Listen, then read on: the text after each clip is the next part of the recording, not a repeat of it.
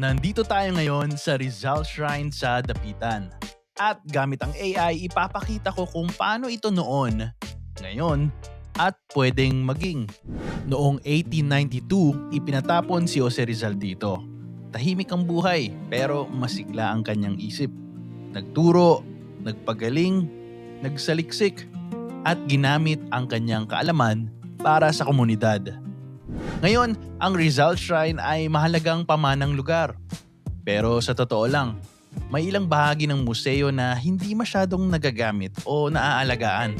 Dito papasok ang bagong teknolohiya at AI. Kung aalagaan at pag-iinvestan, pwedeng magkaroon ng interactive exhibits, mga AI reconstructions ng 1896. Mas magiging exciting, mas interactive para sa mga kabataan. Hindi lang sa kabataan, para na rin sa lahat. Kayang magbigay ng visions ang AI. Pero nasa atin pa rin mga tao nakasalalay kung ano ang magiging future natin.